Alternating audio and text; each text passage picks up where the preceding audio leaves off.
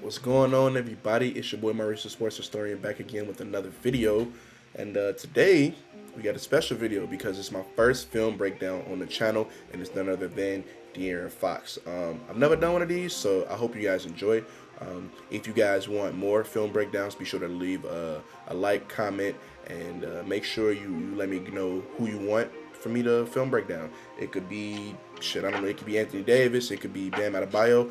Ooh, I might got to do a Bam Adebayo one. I'm not gonna lie, because Bam is whatever. Listen, this video not about Bam Adebayo or whoever else you guys may potentially want me to do a film breakdown for. It's about De'Aaron Fox, and because it's about De'Aaron Fox, I say, hey, let's go ahead and jump straight into it. Let's go ahead and jump straight into it. Now, this first clip that I have pulled up, this first and the second clip, is gonna actually explore how valuable De'Aaron Fox's mid-range game is to, just this team in general. So we're gonna start off with this clip. This clip right here, boom. We just gonna pause right off the bat. They got into their set like before De'Aaron Fox even crossed before he got off the Timberwolves logo, which is a thing that you're going to see a lot. They get into their sets very, very quickly, and not surprising because they're a team that plays with such pace, but that's something to keep an eye on. So we saw the double screen action on either side. De'Aaron Fox in this case chose to roll with the screen on Sabonis' side. So Sabonis is now rolling to the basket, and De'Aaron Fox, this guy right here, I can't tell who this is, but this defender, he's caught on the screen. Naz Reid, he's defending nobody. So let's go ahead and let this play out a little bit more. Boom. Now Naz Reid is trying to get back into the play. He's not going to be successful in getting back into the play. So Rudy Gobert is basically the only defender standing between De'Aaron Fox and the easy layup. But he also has to take care of Sabonis. He has to worry about Sabonis. And because he has to worry about Sabonis, well, he gives De'Aaron Fox space, and he gave him a practice elbow jumper. Boom. This one went uncontested. I'm gonna play this again just so y'all can see. Boom. Okay, so we see the screen, we see the separation that he got because he had to commit to Sabonis, and we see the mid-range. And with him setting up stuff like that is very dangerous, because the mid-range shot has always been one of the more important shots in the league. Back when, during the 90s, where the mid-range was everything, even to now, where people have said the mid-range, the art of the mid-range is dead. It's not. You just have to be smarter with when you utilize it, because now we have so many perimeter-based guards, perimeter-based teams in the NBA. But anybody that can, make use out of that mid-range space, it's a lot of mid-range space. Like, it's a lot of space on the court, to be considered mid-range. That was just one example. Here's another one. We got the double screen action, except this time they're both facing the same way. Now look, Anthony Edwards got caught on Sabonis' screen. Karl-Anthony Towns, he's now taking on the responsibility of Harrison Barnes. So again, there's only one person in between De'Aaron Fox and the basket, and that's Rudy Gobert. And now we see this time he got a contest off, but it doesn't matter. That's too much space anyway, and because it's too much space, again, that's cash. The mid-range for De'Aaron Fox is so crucial because he's such a good high percentage mid-range shot maker. De'Aaron Fox's mid-range shot is very solid. It's one that I respect, and it's one that you have to respect, especially with De'Aaron Fox being the type of guy who he's a slasher first and foremost. So he's a slasher first and foremost, but he also has that mid-range, so you can't just automatically back up to the rim. You can't give him too much space. And again, because you can't give him too much space, that's a mid-range shot, and that's just easy. That's easy buckets. That's easy. This comes into play in this play, actually. So we got Wiggins matched up on De'Aaron Fox one-on-one. Because we have this one-on-one, De'Aaron Fox probably isn't going to have the best opportunity, to actually get to the rim. Wiggins, he's a pretty decent defender. Boom, stops him. But what happened? Did you see it? Let me rewind it back. Just in case you didn't see what happened. Pump fake, got him with the up and under, and he sells the contact. That's one of the things that you have to be wary of when you're talking about a De'Aaron Fox. Because he's so good at finishing, that's going to be, your main goal. And then second, you're also worried about him in the mid-range. So it's pick your poison between the two. You want him to kill you from the mid-range, or you want him to kill you at the free throw line, or do you want him to kill you at the rim? He can kill you either one, and it doesn't really matter, which is, again, one of the reasons why I'm really growing fond of De'Aaron Fox. I like what De'Aaron Fox is doing this season. This next clip goes into how good of a finisher De'Aaron Fox is. So De'Aaron Fox is already looking into attack mode, and two of the players aren't even on, they're not even in the front court. They're beyond the half court line, back in where the Jazz would score. So now look at this. Quick little dribble moves, 1, 2, gets the up, gets the under, lay. Taylor Horton Tucker, you can't really do shit with that. I'm sorry. Boom. He's already looking to initiate the offense, which is something that you absolutely want to see. Quick 1, 2, and that right there, that's just skill, that's just craftiness. He's one of the more crafty players in the league, and so you're gonna get shit like this when you're looking at a De'Aaron Fox film breakdown. He got the up and under, the easy 2 points, and you can't really get an easier 2 points than that. I don't know. For this next clip, so this clip actually deals with a little bit of defense. So it's defense turning into offense, but it's also something that I wanted to bring up separately. So LeBron, bad pass, De'Aaron Fox steals it. Now the De'Aaron Fox, probably 3 seasons ago, this is Austin Reeves up top, and this is D'Angelo Russell at the bottom, next to him. De'Aaron Fox is faster than both of them, and De'Aaron Fox, probably 3 years ago, would have just, used his speed to outpace him and get the easy layup. But he doesn't do that. Watch this. It's a 2-on-1 situation.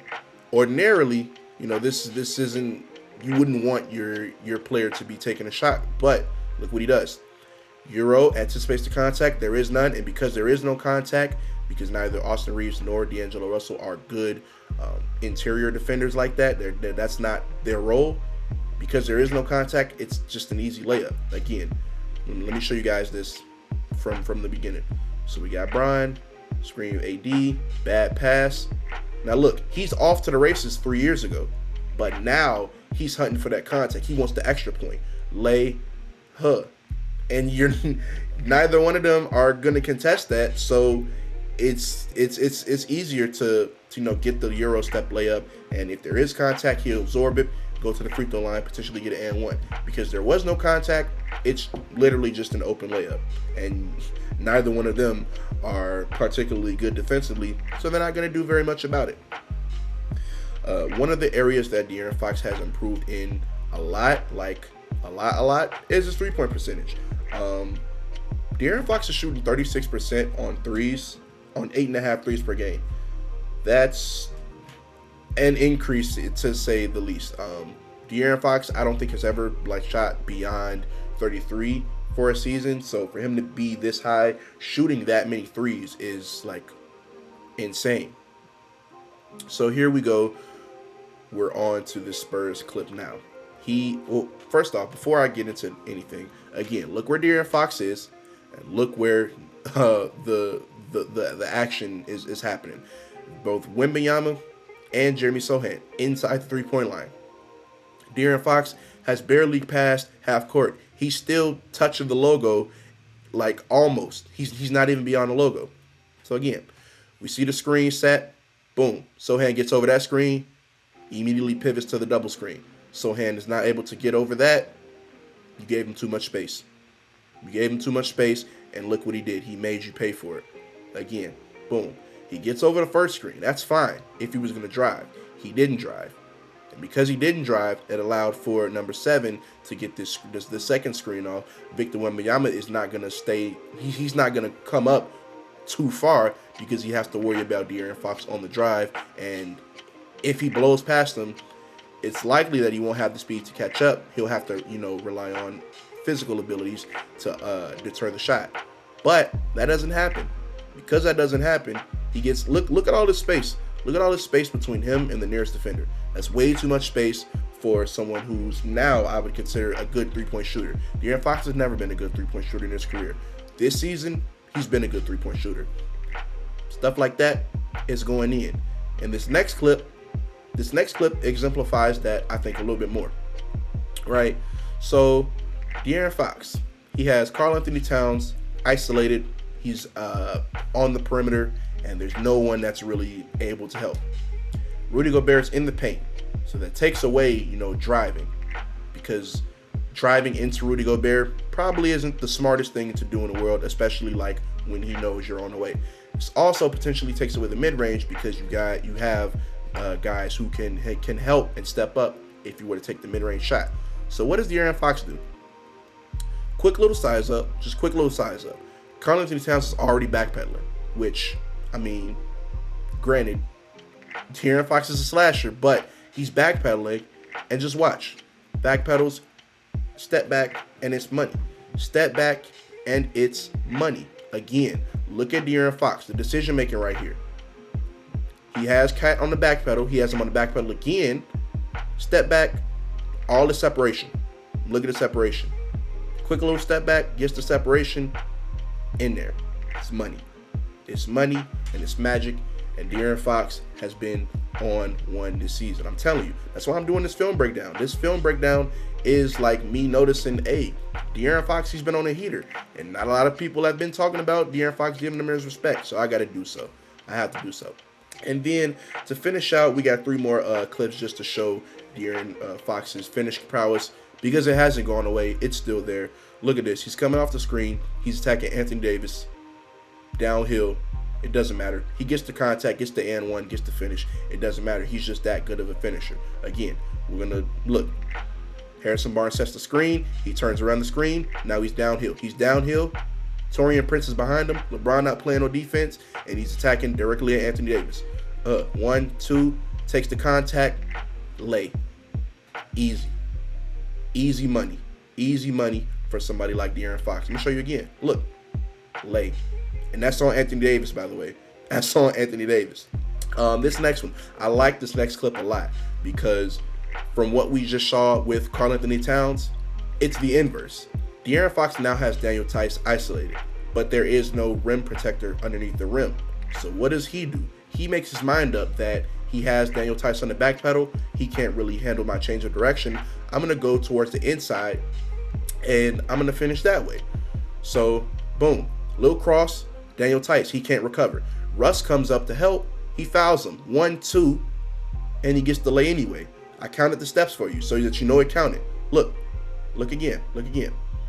Again, De'Aaron Fox, he knows that Daniel Theis can't keep up with him. He knows that.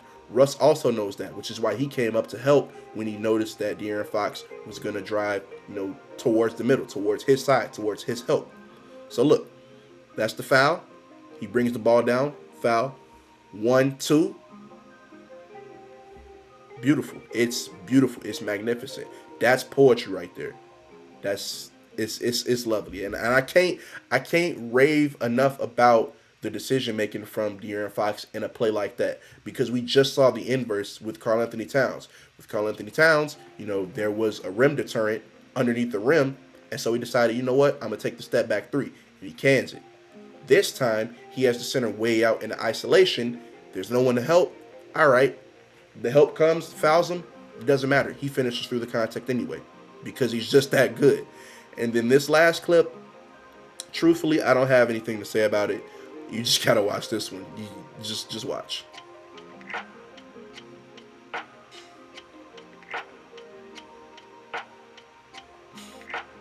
Like, I can't say anything about, bro. It's phenomenal. It's phenomenal is what it is. It's absolutely phenomenal. And hey, what are you supposed to do with this? He charged into 2 defenders, got the running floater over both of them, takes the contact, gets it to fall, and 1. Like, you can't do shit with that. That's what I'm saying. Like, De'Aaron Fox has truly leveled up his game. Again, he's been phenomenal this season. He's now a 30-point per game scorer, up from 25 at the day I'm recording this. I'm recording this on December 1st, by the way. He's a 30-point per game scorer, up from 25 last year. He's shooting 36% from 3 on 8.5 threes a game. And it's like, bro, De'Aaron Fox has arrived. And it's great seeing a player like De'Aaron Fox who, maybe a few years ago, a lot of people would say, yeah, he's good, but like, how good is he really going to be? You know, it's hard to gauge and see the careers for players, especially young guards in situations where they weren't winning, and all of a sudden, you know, you introduce a bonus. Now you stack some wins underneath your belt, and now De'Aaron Fox, along with this Kings team, is looking like real threats out in that Western Conference. But I hope you guys enjoyed this film breakdown. It's been your boy Maurice, the sports historian. Hey man, this was fun. Wasn't fun having to record this 3 times, like 3 or 4 times actually, but this was fun. I want to do another one of these, so y'all make sure y'all let me know who y'all want me to film breakdown next, and I'll get that to y'all whenever. But it's been your boy Maurice, the sports historian. We out.